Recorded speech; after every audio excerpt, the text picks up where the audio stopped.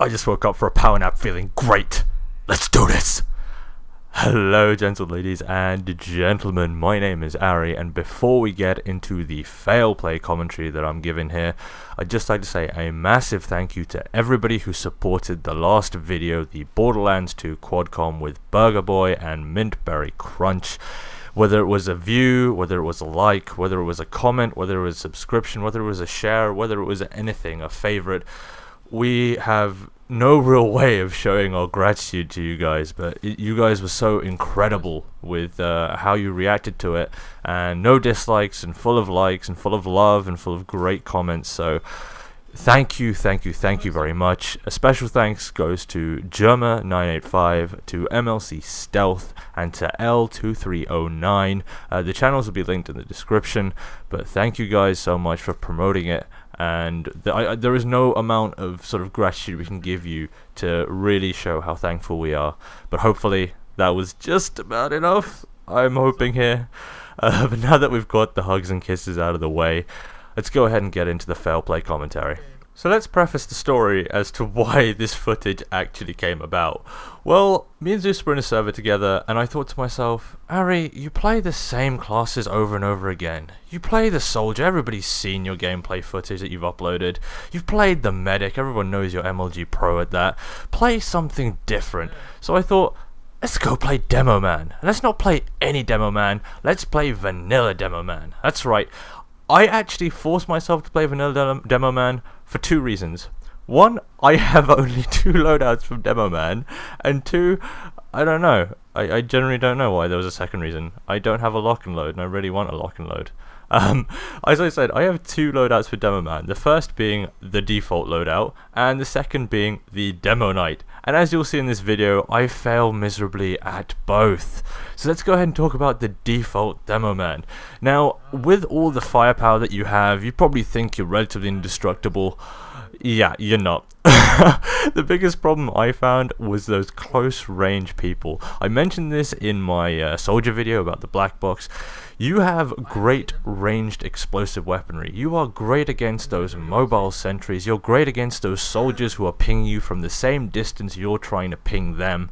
But as you're seeing over and over again, that scout there, he continually dominates me in this game. Why? Because when they get that close, I have no weapon to deal with them. Germa985 made a video recently saying that if you're going to play the vanilla loadout of the Demoman, you should be setting traps.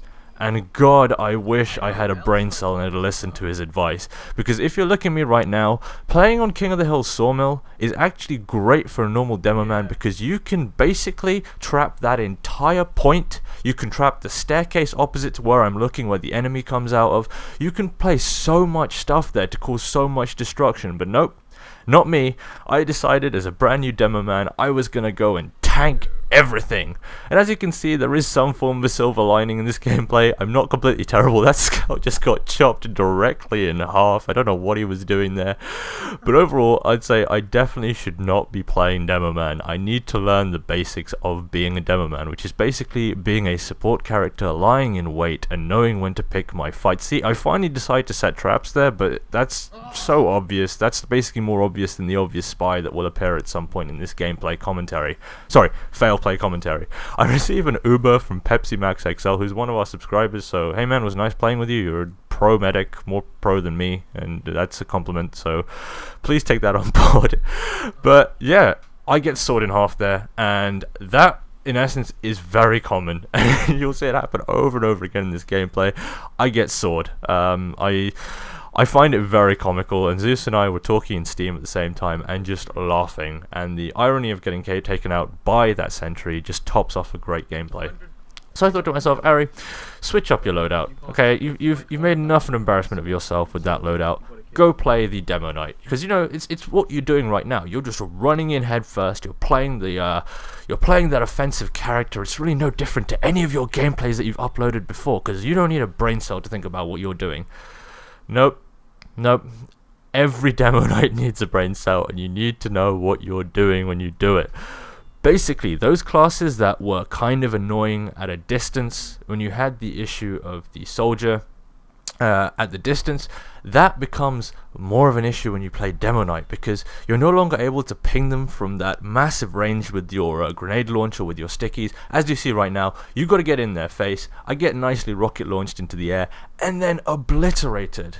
Scouts may seem like less of a problem because basically, although how quick they are, and hopefully you don't run into the stacking like I did there, but as quick as they are, when you charge at them, scouts I find tend to worry, and they'll either blind fire and miss you, and then therefore that reload time, or that time to take a second shot, by then you've cut their heads off, or they'll try to avoid you as much concept as possible. And as you see, this huntsman and I try and go toe to toe, and I don't even see this Demoman. He didn't even charge, he just went and cut my throat straight away.